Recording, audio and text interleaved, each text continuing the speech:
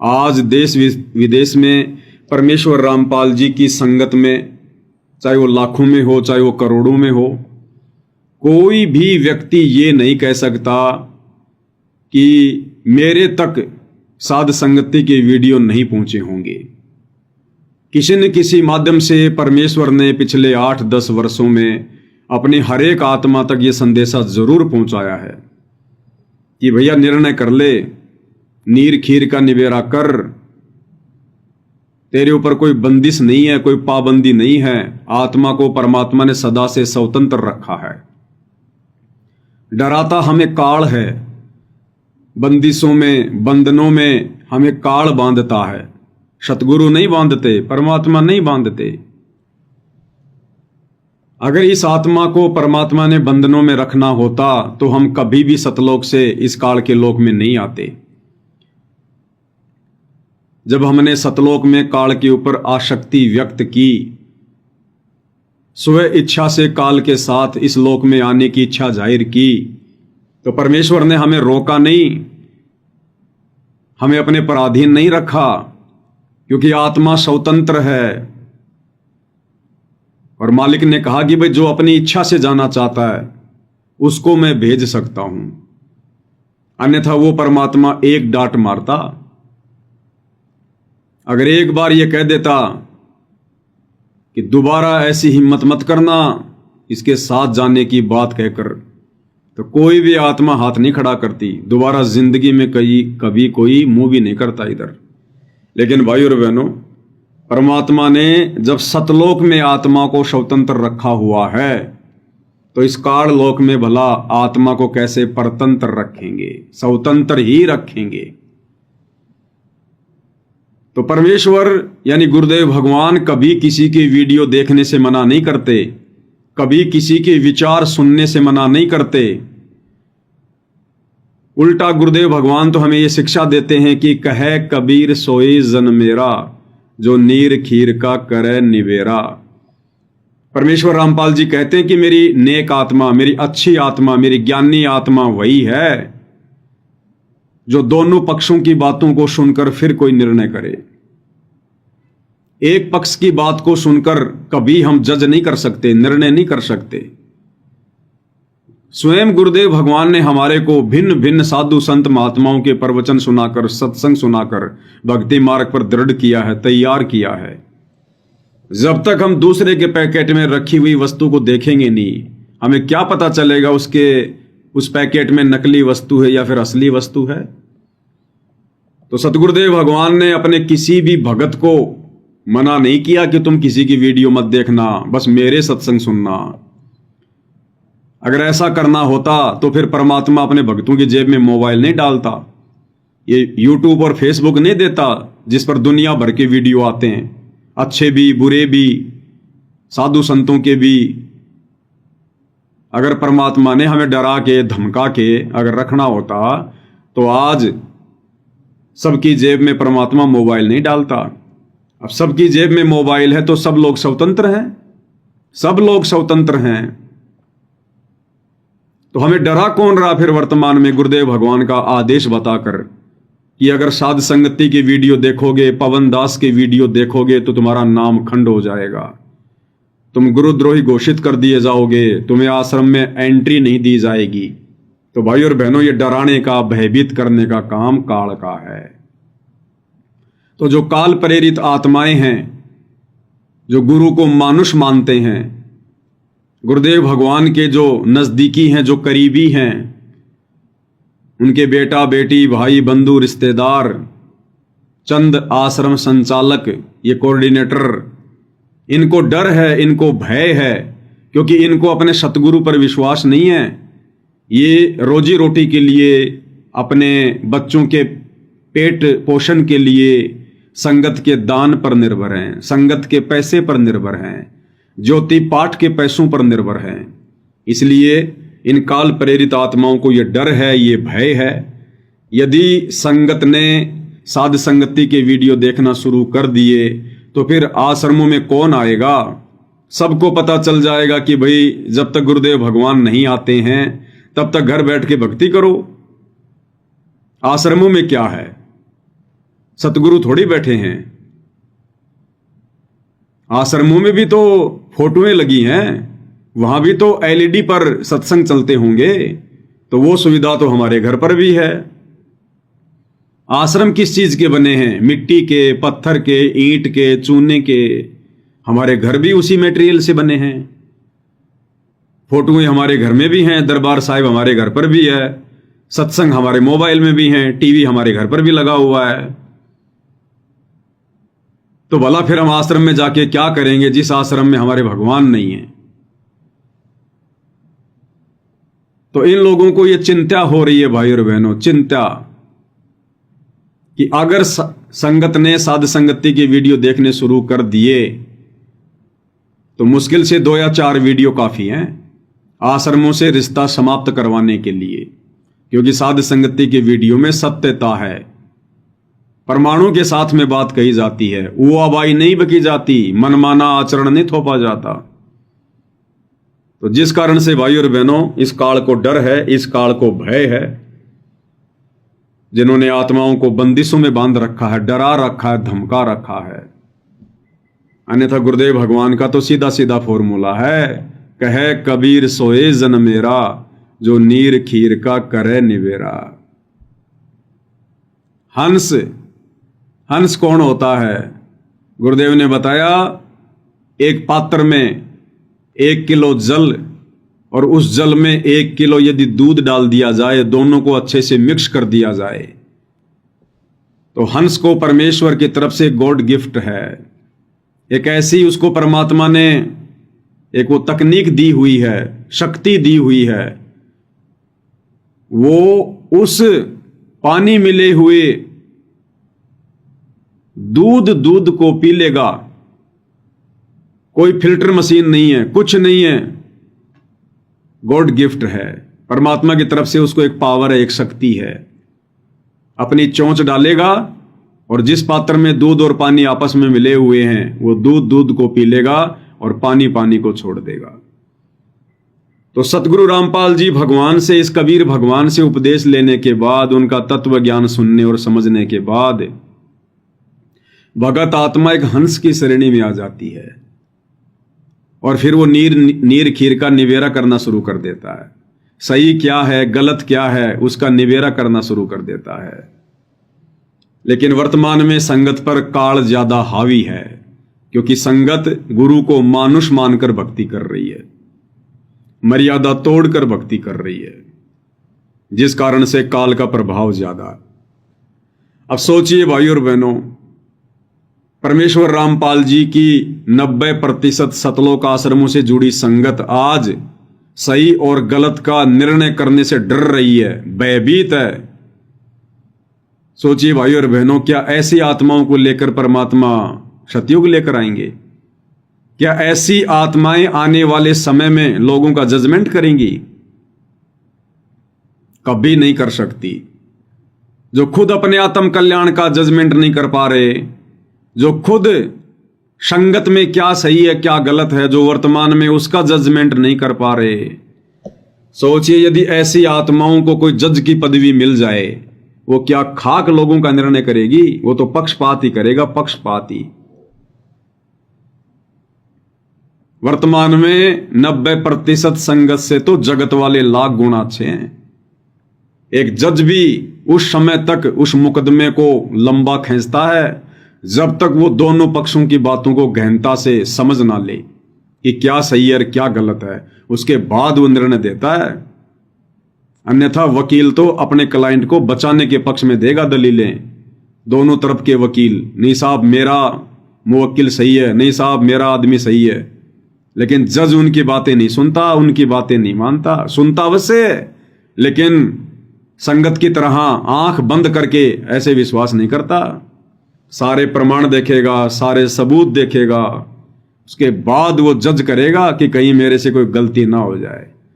तो सोचिए यदि वर्तमान में सतगुरु रामपाल जी का कोई भगत अगर जज लग गया तो वो तो सत्यानाश कर देगा, लोगों का सत्यानाश। तो भाई और बहनों, आप और हम जो साध संगति से जुड़े हुए भाई बहन हैं, हमें परमात्मा वो विशेष आत्मा बनाना चाहते हैं, विशेष भगत बनाना चाहते हैं, जो आने वाले समय में इस परमेश्वर के साम्राज्य की बागडोर को संभालेंगे। जो स्वयं निर्णय नहीं कर सकता वो दूसरों का क्या खाक निर्णय करेगा। तो परमेश्वर हमें निष्पक्षी बनाना चाहते हैं। परमात्मा की अपनी वाणी है कि पक्षा पक्षी के कारणे, पक्षा पक्षी यानी पक्ष और विपक्ष, क्योंकि पूरी दुनिया तो पक्ष और विपक्ष के झमेले में उलझी हुई है। पक्षा पक्षी के कारणे सब जग रहा भुलान, और निष्पक्ष होके हरि भजे वो है संत सुजान। जो निष्पक्ष होकर भक्ति मार्ग पर चलेगा, ज्ञान को आधार बनाकर, परमात्मा कहते हैं वही असल में ज्ञानी आत्मा है। संत सुजान, संत यानी भगत, सुजान यानी ज्ञानी आत्मा, बुद्धिमान आत्मा। तो परमेश्वर हमें संत सुजान बनाना चाहते हैं। उसके लिए भाई और बहनों, हम सत्सेवकों ने हर प्रकार से बुद्धि विवेक का इस्तेमाल करके जो 16 श्रृंगार गुरुदेव भगवान ने बताए हैं भक्ति के, उनको अपने ऊपर धारण करके 5 विशेष आभूषण शील, संतोष, विवेक, दया, अक्षमा, इनका प्रयोग करके हमने भक्ति मार्ग पर आगे बढ़ना है। ये देखा देखी का मार्ग नहीं है, ये भेड़ चाल का मार्ग नहीं है। और वर्तमान में हमारी यही परीक्षा हो रही है भाई और बहनों। परमेश्वर ने अपनी लाखों की संगत में से अपनी चंद विशेष आत्माओं को छांट दिया है, साध संगति से जोड़ दिया है। अब हमारी आगे के लिए ट्रेनिंग चालू है, और ट्रेनिंग में हमने फेल नहीं होना है। बहुत ही धैर्य के साथ में, बुद्धि विवेक के साथ में, हमने जल्दबाजी में कोई निर्णय नहीं लेना किसी भी प्रकार का। आंख बंद करके किसी पर भी हमने विश्वास नहीं करना है। वर्तमान समय में जोश में अपना होश खोकर कोई बात नहीं बोलनी है बिल्कुल भी, क्योंकि ये हमारी फाइनल परीक्षा चल रही है। फाइनल परीक्षा, छठनी फाइनल। तो हम भगत भाई बहनों ने, विशेषकर साध संगति वालों ने, किसी को भी देखकर नहीं चलना है। किसी को भी। जिस प्रकार एक शुगर का मरीज, और यदि वो लास्ट स्टेज पर हो और डॉक्टर उसको कह दे कि भैया आज से पहले तूने जो खाया पिया सो खाया, अब यदि तूने जरा सा भी मीठा प्रयोग कर लिया, जरा सा भी, तो भाई मेरे पास में मत आना, उसी समय तू खत्म हो जाएगा, तेरे लास्ट स्टेज है ये। उसके बाद भाई और बहनों, वो शुगर का पेशेंट घर पर रहे, चाहे अपनी रिश्तेदारी में जाए, चाहे किसी फंक्शन में जाए, वो खाने पीने को लेकर कितनी सावधानी बरतेगा। उसके सामने यदि दाल भी परोस दी जाए, वो उस पर भी अंधा होके विश्वास नहीं करेगा। जरा सी उंगली डाल के और जीभ पर एक टपका रखेगा, मीठा तो नहीं है कहीं ये। इतना भयभीत होकर वो सब्जी का भी प्रयोग करेगा। और सोचो यदि उसके सामने मिठाई रखी हो, उसको तो तुरंत हटाएगा, तुरंत। तो आप और हमारी इस भक्ति मार्ग पर सत्सेवकों की वर्तमान में वो फाइनल स्टेज है। इस समय यदि हमने जरा भी बकवाद करी, जरा भी देखा देखी वाली भक्ति की, भेड़ चाल में चले, परमेश्वर की मर्यादा तोड़ी, तो आप और हमारी भाई और बहनों वही स्थिति होगी फिर। इसलिए हमने भीड़ को देखकर नहीं चलना है। हमारे खुद के गुरु भाई बहन, चाहे सत्सेवक हों, चाहे आश्रमों से जुड़े हुए हों, वो चाहे कितनी ड्रामेबाजी क्यों ना करें, उनके आश्रमों में चाहे कितनी भीड़ क्यों ना इकट्ठी होती हो, उन आश्रमों के वो वीडियो देखकर, उनकी मीठी मीठी लुभावनी बातें सुनकर, उनकी तरह तरह की मुहिम की वीडियो देखकर, हमने अपने मार्ग से जरा भी विचलित नहीं होना है। जरा भी, नहीं तो काम बिगड़ जाएगा अपना। ये जो बकवाद कर रहे हैं, इनको करने दो आश्रम वालों को। ये जो अपना अनमोल मनुष्य जीवन बर्बाद कर रहे हैं, इनको करने दो। ये जो मर्यादाएं तोड़ रहे हैं, संगत की तुड़वा रहे हैं, तोड़ने दो, तुड़वाने दो। समझाना हमारा फर्ज है, लेकिन हमने उनकी बातों में नहीं आना है, बहकावे में नहीं आना है, अपने आप को कमजोर नहीं होने देना है, क्योंकि हमारा आत्म कल्याण उस विधि से होगा जो विधि हमें पूज्य गुरुदेव भगवान ने बता दी है, सत्संगों में जो बता दी है। क्योंकि सत्संग ही परम संत का संविधान होता है। ये सत्संग आज भी हमारे ऊपर लागू हैं और गुरुदेव के शतलोक जाने के बाद भी यही सत्संग चलेंगे, यही भक्ति विधान परमेश्वर का लागू रहेगा। इसलिए वरवाला कांड 2014 से लेकर वर्तमान समय तक, जब तक ये परीक्षा पूरी तरह से क्लियर नहीं हो जाती है, हमने थर्ड पर्सन की किसी भी बात को स्वीकार नहीं करना है जो बात गुरुदेव के ज्ञान के विरुद्ध हो। बिल्कुल गांठ बांध लेनी हमने। कोई हमें कितना ही डराए कि तुझे गुरुजी से नहीं मिलने दिया जाएगा, भाई मत मिलने दे, तू गले से बांध गाल गाल के मिल ले, हम तो उसमें खुश हो जाएंगे। तुझे गुरुद्रोही घोषित कर दिया जाएगा, भाई बहुत अच्छी बात है, तू गुरुमुखी बना रहे, हम तो गुरुद्रोही ठीक हैं। तुझे आश्रमों में एंट्री नहीं दी जाएगी, भाई हमारा तो घर ही आश्रम है, तुझे मुबारक तेरे आश्रम। तू शतलोक नहीं जा पाएगा, अरे हम तो यही ठीक है हमारे गुरुदेव के चरणों में, जब उनकी मौज होगी अपने आप ले जाएंगे। तुम गुरुदेव के सिर पर बैठे रहो भाई, अपना ध्यान रखो, तुम अपनी चिंता करो। तेरी मर्यादा टूट गई है, तेरा नाम खंड हो गया है, ठीक है भैया, तू मत टूट जाना, तू खंड मत हो जाना, हमारी चिंता मत कर, हम तो जैसे भी हैं सतगुरु के चरणों में पड़े हैं। लड़ना भी नहीं, झगड़ना भी नहीं, डरना भी नहीं, और अपने शास्त्र अनुकूल शत भक्ति मार्ग से विचलित भी नहीं होना है। भाई और बहनों, परमात्मा हमें बाईपास निकाल रहे हैं, बाईपास साध संगति के माध्यम से। अगर गुरुदेव भगवान अपनी विशेष रजा बख्श के अगर ये साध संगतियां शुरू ना करवाते, आज सतगुरु रामपाल जी परमेश्वर की संगत में एक भी आत्मा भगत कहलाने के लायक नहीं होती, भगत कहलाने के लायक। वही 650 साल पहले वाली स्थिति हो जाती परमात्मा के सामने जब वो मगर से गए थे, वही स्थिति। क्योंकि आश्रम वाले तो अपना सत्यानाश करवा चुके हैं, उनकी तो 650 साल पहले वाली स्थिति है। वही लड़ाई झगड़े, मार पिटाई, गाली गलोच, मर्यादाहीनता। जिस प्रकार जब परमात्मा मगर से सशरीर शतलोक जाने की लीला जो है वो करने वाले थे, तो उससे पहले परमात्मा ने देखा कि वीर सिंह बघेल और बिजली खान पठान दोनों आपस में लड़ने मरने को तैयार थे। जबकि गुरुदेव ने बताया कि राजा वीर सिंह को तो शार शब्द भी दे दिया था, शार शब्द भी। और शार शब्द प्राप्त आत्मा के हाथ में तलवार कैसे आ जाएगी? उस राजपथ को ठोकर मार देगा वो 2 मिनट में। उसकी हालत तो पकी हुई सरसों के जैसी हो जानी चाहिए, वो तो चींटी को भी नहीं सता सकता। और वो खड़े थे वहां पर सीना तान के कि एक बार कबीर जी मर जाएं, उसके बाद बताएंगे इनको हम क्या हैं।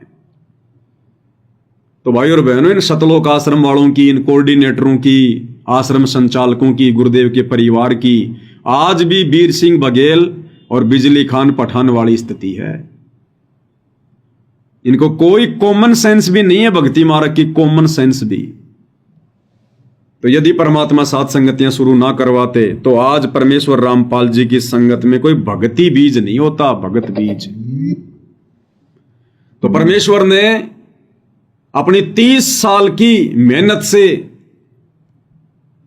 जो एक बगीचा लगाया था, अब परमेश्वर ने अलग से अपने पेड़ पौधे छांट के साध संगति रूपी एक बगीची तैयार की है परमात्मा ने।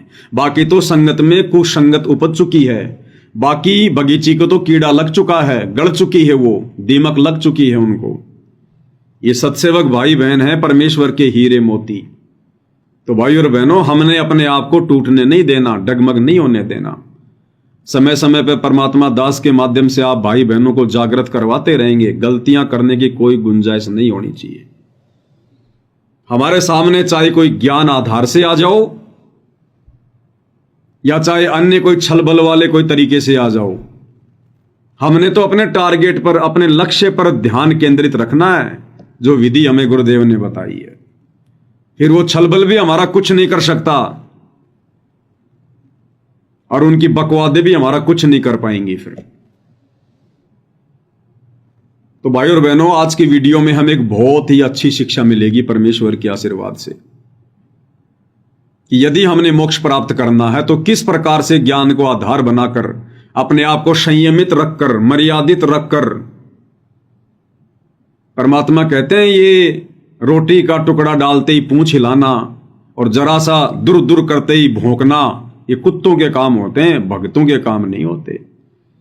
भगत लाभ में, हानि में, दुख में, सुख में एक समान होता है।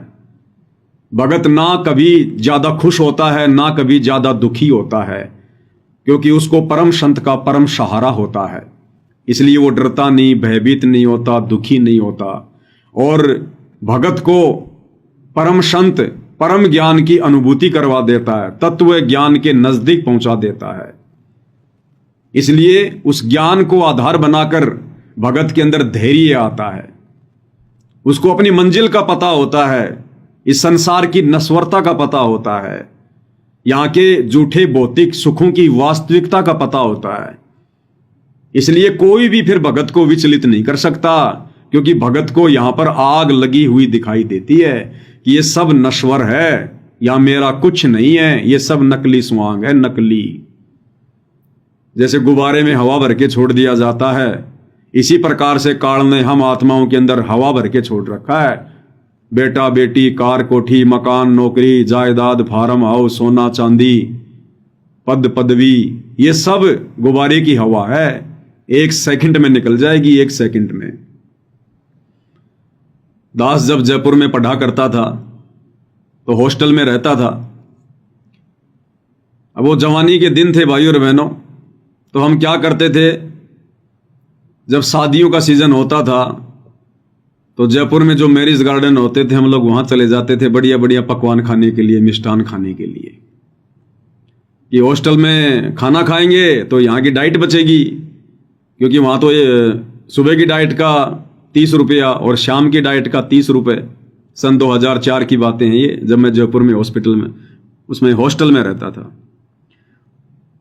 तो जब शादियों का सीजन आता था तो हम 2-4 लोग मिलकर, और हमारा यही काम होता था, शाम को देखा करते थे कौन से गार्डन में शादी है, और वहां बढ़िया बढ़िया खाते, बढ़िया बढ़िया पीते, फिर आराम से आते। तो दास क्या देखा करता था भाई और बहनों, राजस्थान का मुख्यमंत्री अशोक गहलोत जो पहले था कांग्रेस सरकार में, वो कई बार मुख्यमंत्री रह चुका, कई बार हट चुका। तो जब वो मुख्यमंत्री था उस समय हम देखा करते थे उसके आगे पीछे गाड़ियां चलती थी, 10-15 गाड़ियों का काफिला, एम्बुलेंस, कमांडो, बुलेट प्रूफ गाड़ी में चलता था। सैकड़ों आदमी आगे पीछे घूमते थे, उसकी वाह वाही, जय जयकार। और भाई और बहनों, जब वो मुख्यमंत्री का वो जो पद है जब उसने छोड़ा, जब वो हार गया, कांग्रेस सरकार हार गई, बीजेपी की सरकार आ गई, तो हम लोग एक शादी में गए हुए थे जयपुर में ऐसे ही खाना खाने के लिए, 2-4 जने। तो हम तो गोलगप्पे वगैरह खा रहे थे, अपने अंदर डांस वांस के आनंद ले रहे थे। तभी किसी ने कहा, अरे मुख्यमंत्री जी आ गए, मुख्यमंत्री जी आ गए। तो दास ने देखा, भाई कौन सा मुख्यमंत्री आ गए, आज तो हमारा भी सौभाग्य जो मुख्यमंत्री जी की शक्ल देखने को मिलेगी। तो दास ने क्या देखा, राजस्थान का भूतपूर्व मुख्यमंत्री अशोक गहलोत जो सरकार में नहीं था, वो अपने 2 साथियों के साथ, ना कोई पुलिस वाला, ना कोई बॉडीगार्ड, ना कोई बुलेट प्रूफ गाड़ी, और मात्र अपने 2 साथियों के साथ में और एक ही गाड़ी में, और पीछे हाथ करके, नीची गर्दन करके उनसे बात करते करते आ रहा है शादी में। तो भाई और बहनों, क्या खाक सुखे यहां का, क्या है ये। थोड़े समय के लिए तो काल हमारे अंदर मुख्यमंत्री बना के, प्रधानमंत्री बना के, राष्ट्रपति बना के हवा भर देता है।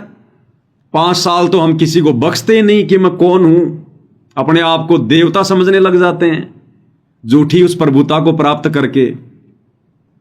और जैसे चुनाव हार जाते हैं उसी स्थिति में आ जाते हैं वापस, उसी स्थिति में। कोई उनको सलाम करने वाला भी नहीं मिलता फिर। तो पूज्य गुरुदेव भगवान ने हमें इस गंदे लोक की वास्तविकता से परिचित करवा रखा है भाई और बहनों। इसलिए हम क्या मांगे यहां का? कुछ मांगने लायक है यहां? क्या मांगे यहां पर हम लोग? राजपद मांगे, जिस राजपद को प्राप्त करके गधे की योनि से जीवन शुरू करना पड़ेगा।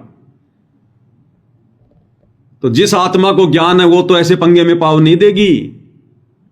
राजपद चाहे इस पृथ्वी का हो, चाहे देवताओं के लोक का हो, इंद्र की पदवी हो। एक हरि की भक्ति बिन राजा गधा होए, और माटी लदे कुमार की घास न डाले कोई। तो क्या करेंगे वो राजपद प्राप्त करके? इसलिए परमेश्वर ने हमें यह तत्व ज्ञान देकर इस गंदे लोक की वास्तविकता से भली भांति परिचित करवा रखा है। इसलिए हमारा यहां मन भी लगना दूभर हो जाएगा।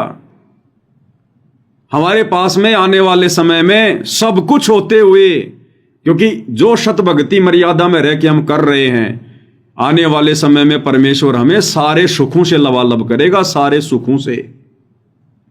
ये परमात्मा अपने भगत को दुखों में रख के भी उसकी परीक्षा लेता है, और समय आने पर उसको दुनिया भर के सुख देकर भी उसकी परीक्षा लेता है। और जो भगत ना उन दुखों से दुखी होता है और ना सुखों से ज्यादा सुखी होकर विचलित होता है, वही आत्मा मोक्ष प्राप्त करती है। तो आने वाले समय में परमेश्वर हमें इस काललोक के झूठे भौतिक सुख भी देंगे, लेकिन उस समय तक परमेश्वर हमें ज्ञान से इतना परिपक्व कर देंगे, भक्ति से इतना परिपक्व कर देंगे, वो दुनिया भर के सुख होने के बावजूद भी भाई और बहनों हमारा मन यहां से हटा हटा सा रहेगा। जैसे कोई चीज हमारे से मिस हो गई हो, गुम हो गई हो। हमें एक मीठी मीठी हमेशा टेंशन रहेगी, एक चिंता रहेगी हमारे को कि अगर मैं रह गया यहां पर तो मेरे साथ में क्या बनेगी। ये तो चलो थोड़े समय के लिए मेरे को सतगुरु ने, समर्थ ने इस काललोक के झूठे सुख दे दिए।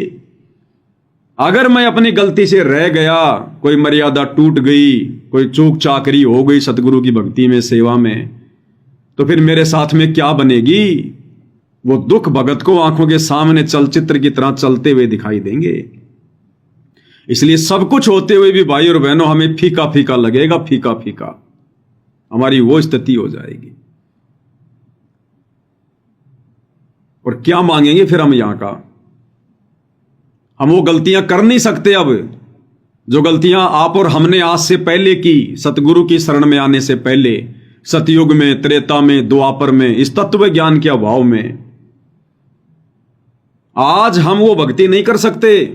आज हम उतना त्याग, उतना बलिदान, वो कुर्बानी नहीं दे सकते, उतना संघर्ष नहीं कर सकते जो हमने सतयुग में किया, त्रेता में किया, द्वापर में किया, काल की भक्ति करते करते। और जब वो समय आता था, जब भगवान हमारे सामने प्रकट होते थे कि मांगो क्या मांगते हो, तो हम क्या मांगा करते थे? गोबर, गोबर मांगा करते थे। हम निष्फल कर देते थे अपनी भक्ति को, अपने बलिदान को। एक छोटा सा वीडियो दास आपको दिखाता है किस प्रकार से इस काल में आप और हमें युगों युगों से मूर्ख बनाकर रखा हुआ है। एक वीडियो है एक साधक का। इसने काफी वर्षों तक श्री ब्रह्मा जी की साधना की और इसकी घोर तपस्या को देखकर, इसकी भक्ति को देखकर ब्रह्मा जी प्रसन्न हुए। हालांकि भाई और बहनों, प्रसन्न तो ये परमात्मा होता है, इंद्रदेवों के रूप में आकर हम भोली भाली आत्माओं को, नादान आत्माओं को जो भक्ति मार्ग से भटके हुए होते हैं, तो ये परमात्मा ही आकर हमारे को थोड़ी बहुत राहत देते हैं, भक्ति का प्रतिफल देते हैं। तो इसने जब घोर तपस्या की हजारों वर्षों तक, तो ब्रह्मा जी प्रकट हो गए, क्योंकि ब्रह्मा जी का ध्यान लगा रहा था। और ब्रह्मा जी ने कहा कि वत्स, मैं तुम्हारी तपस्या से प्रसन्न हुआ, मांगो मांगो, क्या मांगते हो? तो इस नादान प्राणी ने, क्योंकि ऐसी गलती आप और हम भी भाई और बहनों लाखों बार, असंख्यों बार कर चुके हैं, तो इस नादान प्राणी ने क्या कहा पता है ब्रह्मा जी को? हे पितामह, आपने मुझे 2 बार कहा है मांगो मांगो, मैं 2 वरदान मांगूंगा, 2 वरदान। ब्रह्मा जी ने कहा कि मांग भाई, तो 2 मांग ले। बोले पहला वरदान तो मुझे ये दो, पृथ्वी पाताल और स्वर्ग तीनों लोकों में मेरी विजय हो। ये गधा बनने वाला वरदान मांगा इसने, गधा बनने वाला, क्योंकि तीनों लोकों पर विजय प्राप्त करके। अब विजय कैसे प्राप्त करेगा? देवताओं के साथ में युद्ध करेगा, लड़ाई झगड़ा करेगा, कितने लोग मरवाएगा, वो देवता दुखी होंगे, फिर जाकर ये इंद्र की उस पदवी को छीनेगा, फिर ये अपने कर्म फोड़ेगा, वहां पर सारे उल्टे काम करेगा, और मरने के बाद में सीधा फिर ये गधा बनेगा। क्योंकि गुरुदेव ने बता दिया हमारे को कि एक हरि की भक्ति बिन राजा गधा होए, और माटी लदे कुम्हार की घास न डाल कोई। तो बोला आपने 2 बार कहा है कि मांगो मांगो, मैं 2 वरदान मांगूंगा। बोला मांग। पहला तो ये तीनों लोकों में मेरी विजय हो, तथास्तु। अब जब तीनों लोकों की विजय का वरदान मांगा, तो भाई और बहनों साइड में वो इंद्र, नारद मुनि और भी छोटे मोटे देवता खड़े थे, देख रहे थे कि ब्रह्मा जी इसको क्या वरदान देगा। तो जब तीनों लोगों पर विजय का वरदान मांगा तो इंद्र के तो पसीने छूट गए, नारद जी भी घबरा गया कि लो भाई फिर लड़ाई झगड़ा होगा। इंद्र को टेंशन हो गई, तेरी पदवी गई। जिस राजपद को ये प्राप्त करना चाह रहा है, ऑलरेडी उस राजपद पर जो देवताओं का राजा बैठा है वो भी सुखी नहीं है, उसके भी पसीने छूट गए कि अब ये लड़ाई झगड़ा करेगा। इसने ब्रह्मा जी से वरदान मांग लिया। तो परमात्मा कहते हैं भाई तन धर सुखिया कोई न देखा, जो देखा सो दुखिया हो। उदय अस्त की बात करे मन सबका किया विवेका हो। तो बताओ भाई और बहन, इस गंदे लोक में क्या मांगेंगे हम? बोला दूसरा वरदान, मैं अमर हो जाऊं। तो ब्रह्मा जी कह रहे हैं भैया ये वरदान नहीं मिलेगा, यहां तो हम देवता भी अमर नहीं है, हम देवता भी अमर नहीं है। देखिएगा भाई और बहनों, अब हमें ये बच्चों के खिलौने लगेंगे, ये राजपद, देवपद, प्रधानमंत्री का पद, राष्ट्रपति का पद, बच्चों वाले खिलौने। परमेश्वर ने हमारी बुद्धि तत्व ज्ञान से इतनी विकसित कर दी है। क्या कह रहा है? ब्रह्मदेव, आपने 2 बार मांगो मांगो, इसलिए मैं 2 वरदान पाने। बिल्कुल 2 मिलेंगे। ब्रह्मदेव, आपने 2 बार मांगो मांगो कहा है, इसलिए मैं 2 वरदान पाने का अधिकारी हो गया। जैसी तुम्हारी इच्छा। पहला वरदान, पृथ्वी पाताल और स्वर्ग तीनों लोक पर मेरी विजय। तथास्तु। देवता को भरा गए। दूसरा वरदान, मैं अमर रहूं, मेरी कभी मृत्यु ना हो। जन्म और मरण मृत्यु लोक के नियम है। अपने अटल विधान को हम अपने ही हाथों नहीं तोड़ सकते, फिर भी हम तुम्हें इतना अधिकार देते हैं कि तुम मन चाही मौत मांग लो। मन चाही मौत?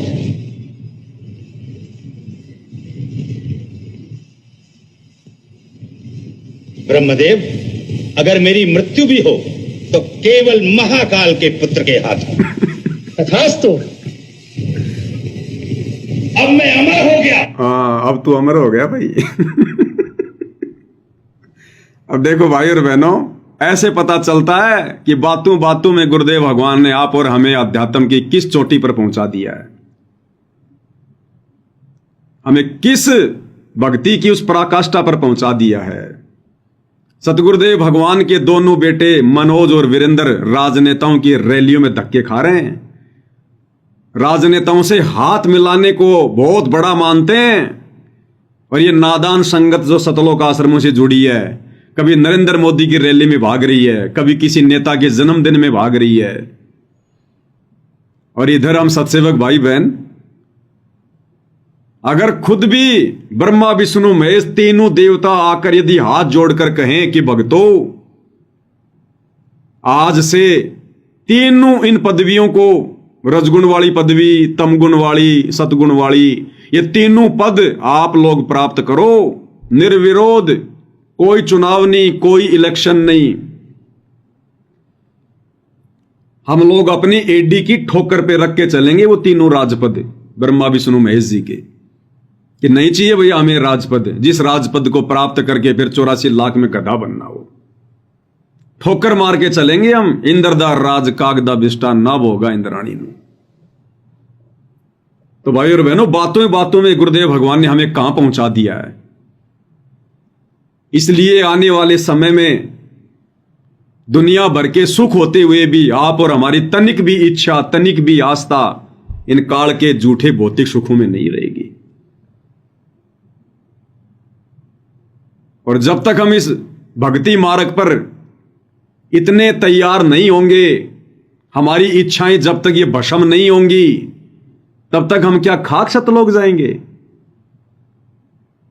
तो परमेश्वर ने हमें साध संगति से जोड़कर, क्योंकि हमारे अंदर ये क्षमता, ये विचार जो गुरुदेव ने अपने सत्संगों में बता रखे हैं, हमने कब से अपने जीवन में धारण किए, साध संगति से जुड़ने के बाद।